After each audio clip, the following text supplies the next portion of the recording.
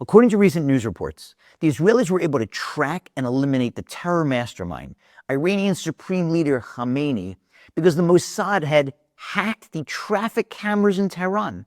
They said they knew the streets of Tehran as well as they knew the streets in Jerusalem. And so even when Khamenei was underground, they were tracking the cars of his bodyguards. So they knew where he was all the time. I'm sure his bodyguards weren't thinking while driving, wait, the Israelis are watching me. Now that brings to mind the famous saying of the sages in Pirkei Avos that there is an eye that sees, an ear that hears, and all your deeds are recorded in a book.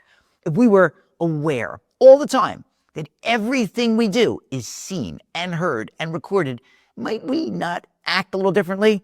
If we realize that God's watching, but we forget that. And maybe that's the mistake that our ancestors made during that colossal error, the building of the Egel Zahav, the golden calf. They feared that Moshe had died, and they were worried, how in the world are we going to get messages from God and to God without our intermediary? So they built a replacement for Moshe, thinking that they needed some kind of medium, some go-between between them and God.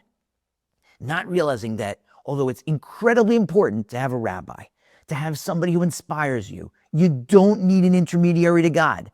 He's watching. He's listening. He hasn't just hacked the traffic cameras in your neighborhood. He's hacked the Ring cameras. He's installed cameras in every room in your house. He's watching and he's listening. It's a two-way street. He's not just listening to everything that we say. He's responding. You just have to crane your head, your ear, to listen to those messages. Somebody gave me a very nice gift, a double Magnum of wine. And I saved it to be able to serve it at my Purim Suda, my Purim meal. So several hours before the meal, I want to open it so that I can air it out. The problem is that it's gigantic. It's the size of 4 wine bottles in one.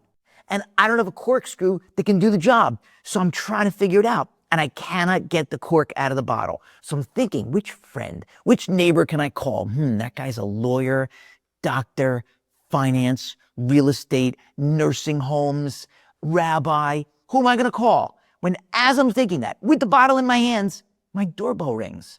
And it's my friend who's dropping off Shalach Manos, the gifts that we give to each other in Purim. My friend who has a degree in engineering.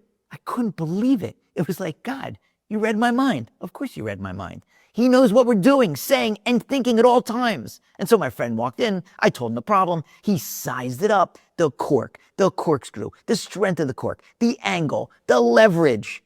Told his son what to do, and a minute later, the cork's out of the bottle. I poured us each some wine, and we made a l'chaim.